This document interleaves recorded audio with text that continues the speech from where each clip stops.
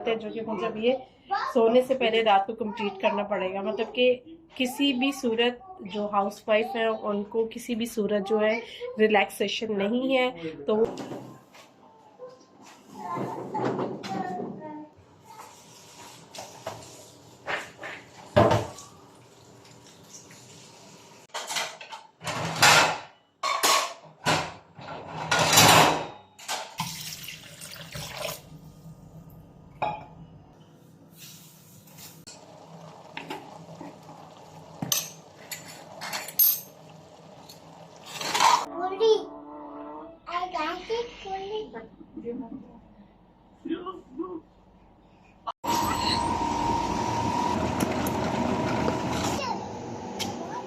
Hello everyone, अस्सलाम वालेकुम।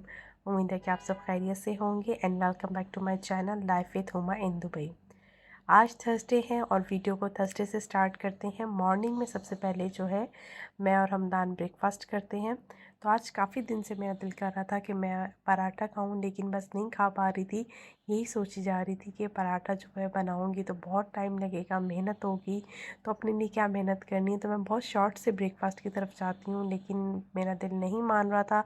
तो फिर मैंने जो है आज अपने दिल की सुन ली और मैंने आज फिर अपने लिए पराठा बनाया। और अपने पराठे पे मैंने बहुत कम सा ऑयल लगाया। और ये दूसरा वाला पराठा मैंने हमदान के लिए बनाया था और मैंने पराठों के अंदर जो है देसी घी लगाया था। और बस पराठा डन होने के बाद जो है मेरा दिल कर रहा था कि कोई रात का सालन हो और मैं उसके साथ खाऊं। और जब मैंने फ्रिज ओपन किया तो उसमें भिंडी का सालन पड़ा हुआ था। तो बस फिर मैंने भिंडी के साथ पराठा खाया और हमदान को जो है मैंने एग फ्राई कर दिया और फिर मैंने इस तरीके से अपना ब्रेकफास्ट को एंजॉय किया।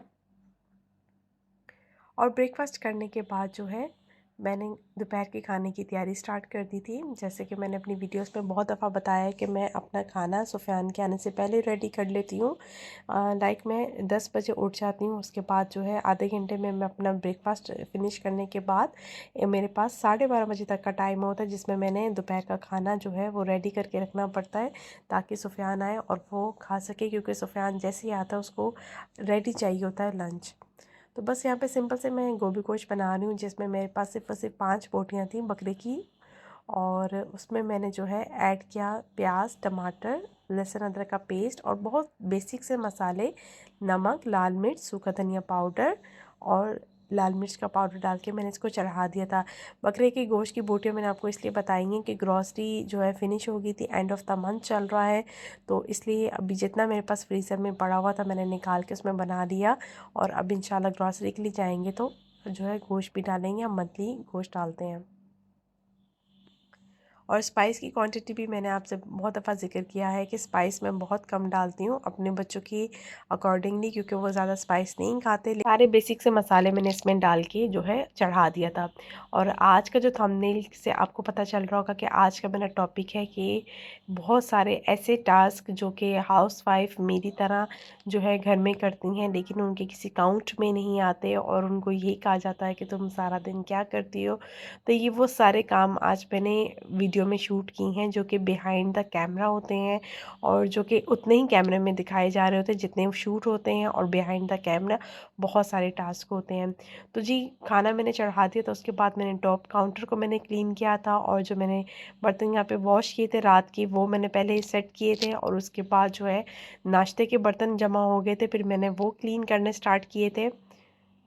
और नाश्ते के बर्तन धोने के बाद जो है ये बहुत सारे छोटे-छोटे काम हैं जो कि गिनती में नहीं आते। गिनती में सिर्फ बेसिक ही काम देखा जाता है कि जी खाना पका लिया और जी सफाई कर ली, लेकिन ये नहीं देखा जाता कि आप कितने छोटे-छोटे काम जो है एट द स्पॉट आप उसको परफॉर्म कर रहे होते हैं, जिसमें बर्तन धोने होते हैं और जिसमें बच्चों की टेक केयर होती है और टाइमली हर चीज़ को मैनेज करना। ये भी समझ ले तो हाउस वाइफ का वैसे ही खून बढ़ जाता है कि अगर उसको ये कह दे कि वाकई हाउस वाइफ की ड्यूटी भी किसी जॉब से कम नहीं होती। बस फ़र्क ये है कि जॉब करने वालों को सैलरी मिलती है और हाउस वाइफ को सैलरी नहीं दी जाती। तो सुबह से लेकर शाम तक जो है एक खातून पूरे घर को जो है संभाल रही कहते हैं ना कि होती है, औरत हर के चीज़ बगैर को। जो है घर नामुकम्मल होता है। तो ये सेंटेंस जो है मुझे अब शादी के बाद बहुत अच्छी तरीके से समझ आ गया कि वाकई एक औरत के बगैर जो है घर बिल्कुल नामुकम्मल सा होता है, क्योंकि औरत हर चीज़ को मेंटेन करके रखती है, घर के इन्वायरमेंट को भी और हर चीज़ को भी। तो वाकई औरत के बगैर जो है घर बिल्कुल नामुकम्मल सा ही होता है।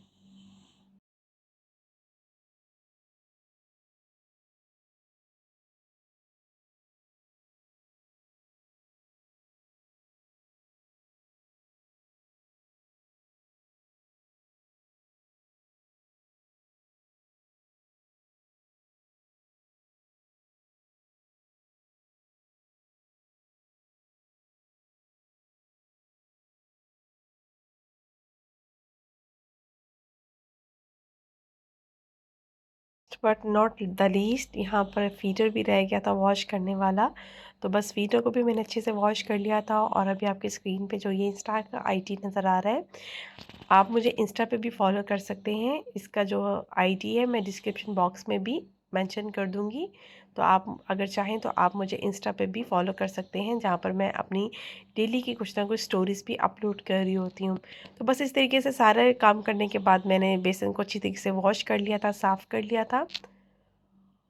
और उसके बाद जो है, जो गोभी थी वो मैंने रात को ही काट ली थी। अगर कुछ ऐसा लेंथी काम होता है तो वो मैं फिर रात को ही काम कर लेती हूँ हाफ़, ताकि मुझे मॉर्निंग में जो है मेरा टाइम ज़्यादा कंज्यूम ना हो।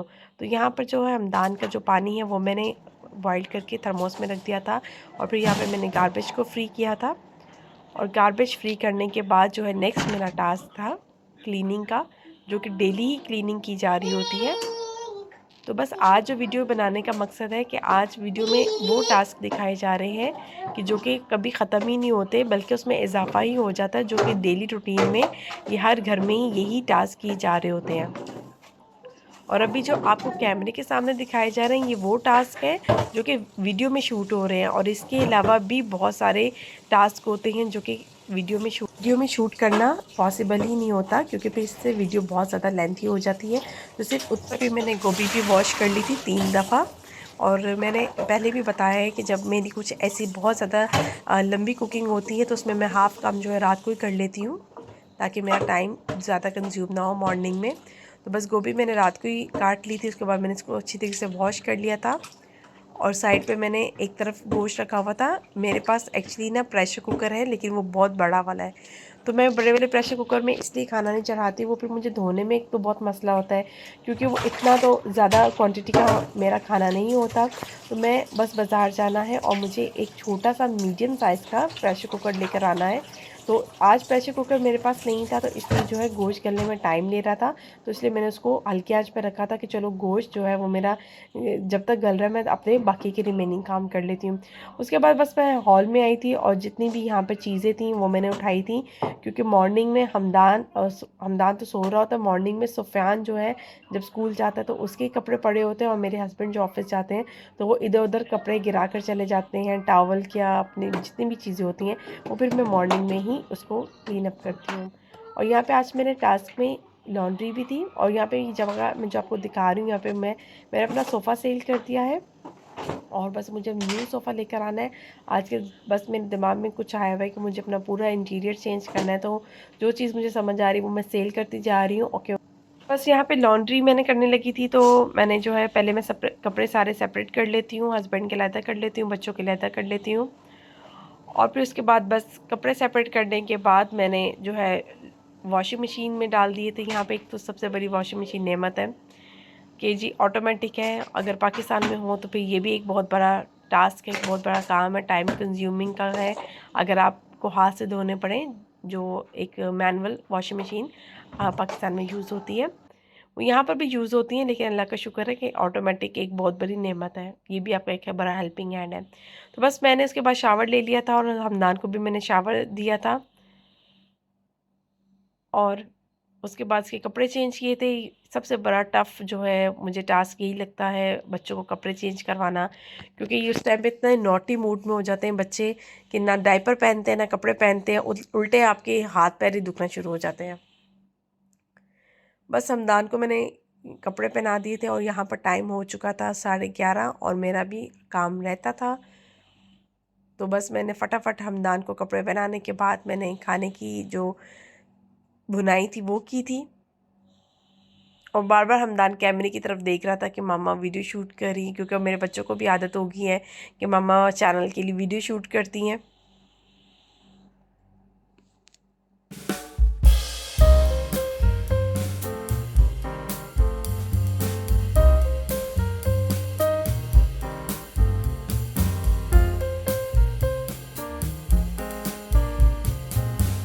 जब चलते हैं किचन की तरफ, और किचन में जब मैं गई थी तो गोश्त मेरा बहुत अच्छे से गल चुका था।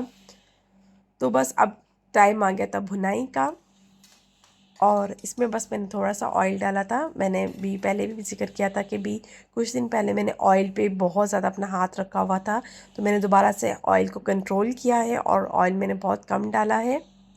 और बस भुनाई करने के बाद इसमें मैंने जो धुली हुई गोभी थी वो इसमें ऐड कर दी थी। यहाँ पर मैंने अपना जो है स्टफ़ चेंज किया था, क्योंकि वो स्टफ़ की जो आग थी, लाइट थी, वो बहुत ज़्यादा कम आ रही थी। तो फिर मैंने इसको बड़े वाले स्टफ़ पे शिफ्ट किया था।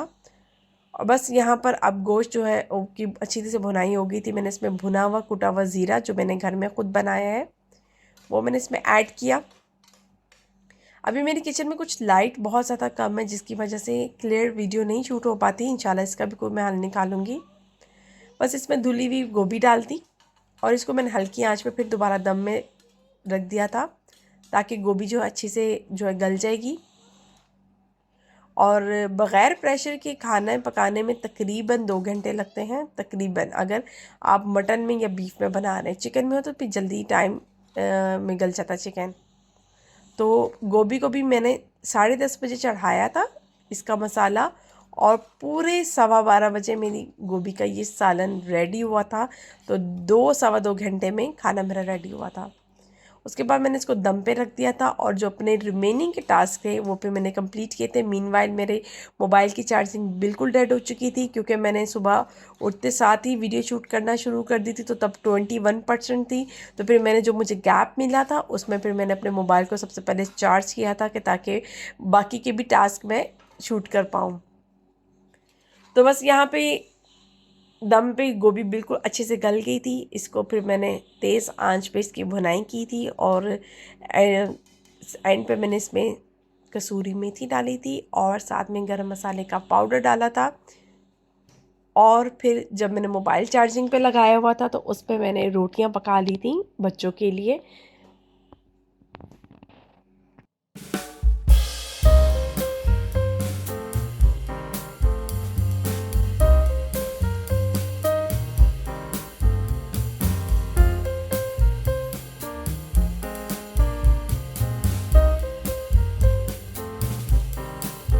ले जी, चूल्हे को करते हैं अब बंद, और अब सुफियान के घर आने का टाइम हो गया। सुफियान को लेने चलते हैं।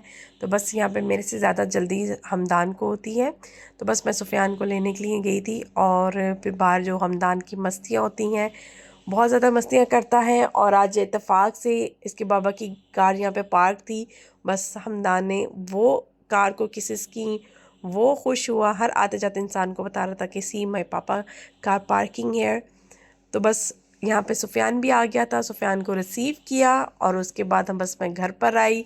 उसके बाद घर आने के बाद सुफियान को फ्रेश करवाया, और घर आते ही बस से उतरते ही सुफियान एक ही मुझसे क्वेश्चन पूछता है कि व्हाट यू मेक टुडे। और यहाँ पे इसके स्टाइल देखें, आज के बहुत स्टाइल बना रहा है। और अब इसके एग्ज़ाम भी स्टार्ट होने वाले हैं। ट्यूसडे को इसका पहला एग्ज़ाम है, उसकी भी इसको प्रिपरेशन करवानी है।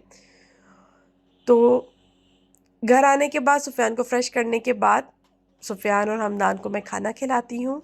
खाना तो बस इनको मैं देती हूँ, खाते ही खुद ही है, मेरे हाथ से तो बिल्कुल भी नहीं खाते। फिर उसके बाद जो वो मेस करते हैं वो भी समेटना होता है। मतलब किसी भी तरह से आपको रिलैक्सेशन नहीं मिल सकती बच्चों वाले घर में, जहाँ पे आपके छोटे बच्चे होते हैं। तो जी यहाँ पर अब मैं थोड़ा सा रिव्यू दूँगी अपने सालन का।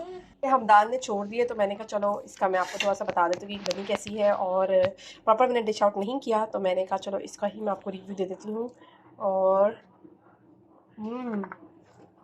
बहुत मज़े की बनी है। और कीमे और गोश्त में तो बहुत ही मज़े की बनती है। चलें, मैंने प्रॉपर आपको इसलिए मैंने रोटी नहीं बनाई थी क्योंकि मैंने मॉर्निंग में बहुत हैवी ब्रेकफास्ट किया था। पराठे का तो मुझे भूख बिल्कुल भी नहीं थी, तो इसलिए हमदान ने जो छोड़ा था मैंने उसी में रिव्यू कर दिया था, मैंने प्रॉपर सर्व नहीं किया था। अब जो मेरे कपड़े बिल्कुल धुल चुके थे तो फिर उनको बाहर हैंग आउट भी करना था, ये भी एक बहुत बड़ा टास्क होता है। और हैंग करने के बाद जब ड्राई हो जाएंगे तो इसको फोल्ड करके उनकी जगहों पर रखना, ये भी एक बहुत बड़ा टास्क होता है। तो खैर ये तो मेरी तरह सभी लेडीज़ अपने घरों में करती हैं। बस यही सोच के मैं अपने आप को मोटिवेट करती हूँ कि आप सब भी अपने घरों में यही सब काम कर रहे होते हैं जो मैं कर रही हूँ। तो बस यहाँ पे लॉन्ड्री को जो मैं हैंग आउट कर रही थी तो साथ में सुफियान के कारी साहब भी आ गए थे, तो वो सुफियान को कायदा पढ़ा रहे थे और मैं ये अपना काम फिनिश कर रही थी। उसके बाद मुझे ज़ोहर की नमाज़ भी पढ़नी थी और ज़ोहर की नमाज़ पढ़ने के बाद मुझे थोड़ा सा टाइम मिला था 1 घंटे का, जिसमें मैंने थोड़ा सा रेस्ट किया था कि बहुत ज़्यादा मैं थक चुकी थी। मेरे लिए ये टास्क भी छोड़ देते हैं जो कि मतलब ये सोने से पहले रात को कंप्लीट करना पड़ेगा। मतलब कि किसी भी सूरत जो हाउस वाइफ है उनको किसी भी सूरत जो है रिलैक्सेशन नहीं है, तो वो काम खोल के सुन ले हजरात जो कहते हैं कि तुम घर में सारा दिन क्या करती रहती हो। तो ये लोग उनके लिए कि सारा दिन खवातीन घर में क्या करती है, सारा दिन ये करती हैं, जब वो शाम को घर आते तो उनको हर चीज़ नीट एंड क्लीन मिलती है, तो उनको लगता है कि घर में गंद पड़ता ही नहीं है, हर चीज़ अपने ठिकाने पे है। तो उनको बताना चाहूँगी कि उनकी गैर मौजूदगी में ये सब कुछ हर घर में हो रहा होता है। इतनी लंबी मैंने जो स्पीच दी है वो इसलिए दी है कि मैं सारा कमरा सब कुछ साफ़ करके गई थी, लेकिन जब वापस आई तो मुझे ये सब कुछ जो है नाम के तौर पे मुझे मेरे बच्चों ने दिया था। और ये स्पीच मैंने उन लोगों के लिए की है जो ये कहते हैं कि भाई तुम घर में सारा दिन करती क्या हो, भैया आप घर में रह के देखे तो आपको पता चले। तो जी अब टाइम हो गया था स्टडी का, और बस 1-1.5 घंटे की असर की नमाज़ के बाद मैं इसको स्टडी करवाती हूँ। उसके बाद मेरे वॉक का टाइम स्टार्ट हो जाता है, तो बस फिर मैं वॉक करने के लिए जाती हूँ। फिर वॉक करने के बाद आती हूँ तो दोबारा से डिनर की तैयारी करती हूँ मगरिब की नमाज़ के बाद। आजकल सर्दियाँ हैं तो टाइम बहुत जल्दी चला जाता है। तो जी यहाँ पर मैं जल्दी से मेंशन कर दूँ कि अगर अभी तक आपने मेरे चैनल को सब्सक्राइब नहीं किया तो काइंडली सब्सक्राइब ज़रूर कर दीजिएगा। कमेंट करके ज़रूर बताइएगा कि आपको मेरी वीडियो कैसी लगती है। और यहाँ पर मैं वीडियो को करती हूँ एंड आपके लिए, लेकिन अभी मेरी कामों का एंड नहीं हुआ था। सोने से पहले भी मेरे काम स्टिल कंटिन्यू थे और ये ऐसे ही चलते रहेंगे क्योंकि ये मेरी ज़िम्मेदारी है। इंशाल्लाह गपशप लगाएंगे अब नेक्स्ट वीडियो में, तब तक अपना ख्याल रखिएगा। अल्लाह हाफिज़।